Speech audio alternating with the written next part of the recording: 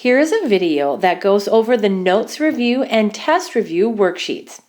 I emailed several students about your notes review worksheet and corrections that would be important for you to make before our test on Tuesday. Please look for that email from me, and if I asked you to make specific changes, follow along in this video and then resubmit for credit. Currently, if I sent you an email, you do not have credit for your notes review worksheet submission. So take advantage of this opportunity. For the 1 through 11 on the left-hand side, I've written what I think would be good explanations or definitions from your notes. Number 1, imaginary numbers are useful when the number inside of a square root is negative.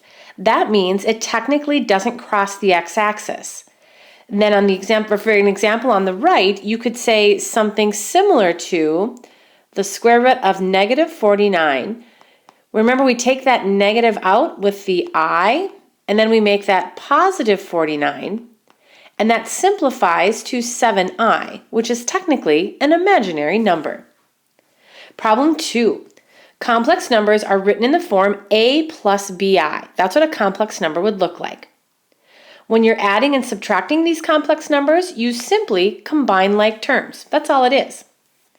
For number 4, when you multiply, you'll want to either distribute or FOIL and then combine like terms, keeping in mind that I squared will always equal -1 when you simplify. You are welcome to pause this video at any time to make sure you have things written down on your content side that model what I'm talking about in this video. And you're welcome to have examples on the right from your notes that are useful or are good resources while you're looking at your test. Number 5, what is a complex conjugate? If you have a complex number, the conjugate just changes the sign in the middle. That would be the conjugate. Instead of technically dividing, you'd multiply the top and bottom of a fraction by the conjugate of the denominator and simplify. This is a great opportunity to have an example on the right-hand side. And that would be helpful for you as you're working on your test on Tuesday. Problem 6, what are the steps for solving a quadratic that would have possible complex solutions? These are the steps when you just have an x squared. You want to first isolate the x squared term, take the square root of each side, remembering that plus or minus on the right, and then make sure to simplify completely. Oh, hang on, sorry, I didn't mean to put that mark there. There we go. Moving up to the rest of the steps, 7 and 8, many of you missed the ball on number 8 by a lot. So please make sure that you have what I have written down here, and this was taken directly from your day 2 notes video for 2.5. But let's go back up to 7. This would be from 2.5, day 1. Remember, if you're completing the square, you have a set of steps to follow, and they are pretty consistent up until step 5. I asked you to write in Vertex form. To do that, you just move everything to one side so that it models Vertex form for a quadratic function. In step 2, notice it says, how do you complete the square when there's an a value that isn't 1? And some of you didn't write very much in this step at all. But remember, we have all the same 5 steps plus some extra work in steps 1 and 4. I strongly recommend that you make sure that's written down on your paper before the before the test tomorrow. And then we finished up with 2.6, quadratic formula. Remember, everybody, the quadratic formula, I know that's kind of fuzzy to read, so I apologize for that. The quadratic formula is -b plus or minus the square root of b squared minus 4ac all over 2a. Make sure you have that written correctly, and make sure that this is a 4. That kind of looks like a 9. So let's make sure that's a 4. Okay. Keeping in mind that the entire fraction is over 2a, it starts off as subtraction on the inside.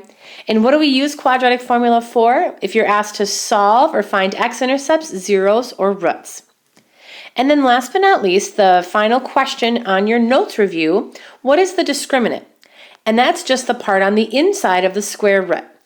How is it useful? It tells you how to find numbers of solutions and what kind they are. If your answer is greater than 0, you have 2 real solutions. If it equals 0, there's only 1. And if it's less than 0, meaning it's negative, you know that you'll have complex solutions, and I will be in your answer. Make sure, go back in this video, and at any time you need to make corrections, pause and rewrite things down so that it's more meaningful for you on your test. And then you're welcome to add examples on the right. Several of you did not, so maybe you just weren't clear on the directions, and I apologize for that.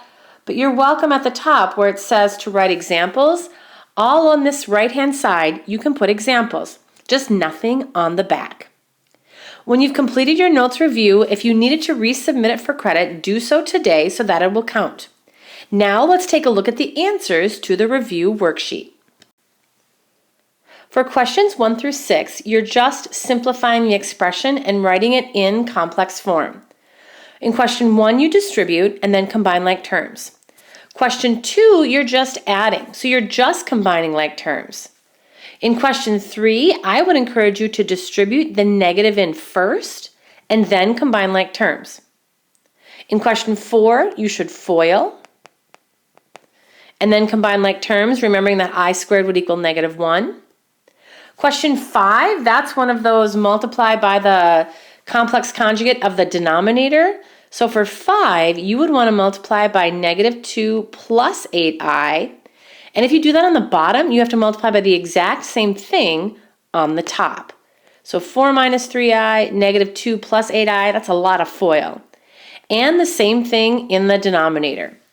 Once you FOIL the top and bottom, combine like terms, remember you have to split it to the a and the bi part of the fraction.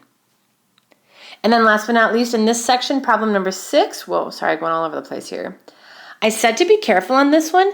Your square, well, sorry, then I'm not being careful.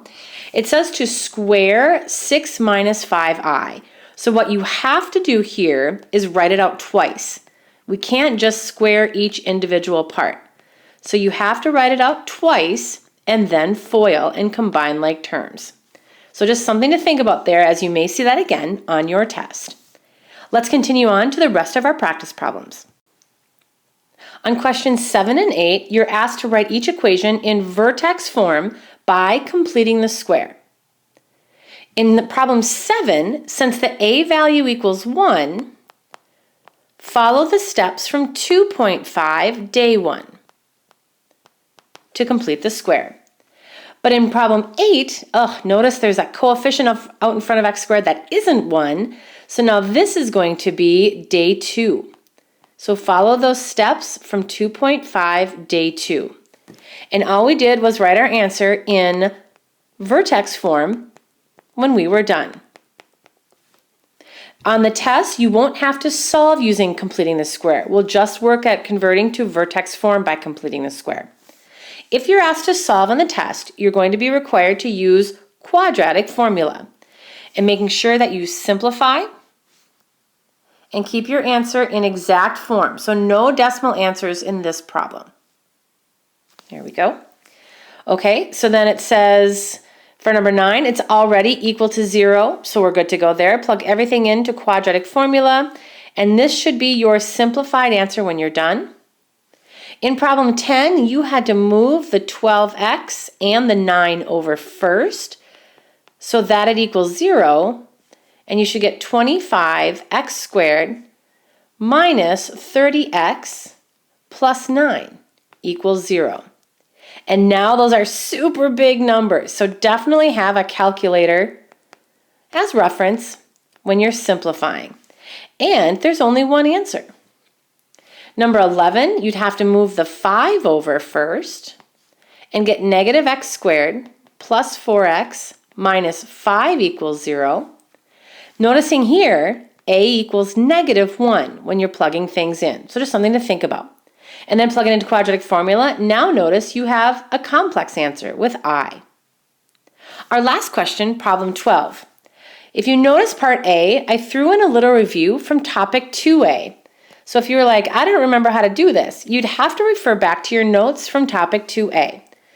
It says a soccer ball is kicked into the air, and we have a formula that models the path of the ball as a function of time. So height is a function of time. If you're asked to find the maximum height, remember that's the vertex. So you'd have to do t equals negative b over 2a and plug it back in. You'll have to show the work on how to do that. But when it says when will the ball land on the ground, that means the height equals 0. So we have to set the equation equal to 0. Negative 2t squared plus 10t plus 1 equals 0, and use quadratic formula to solve.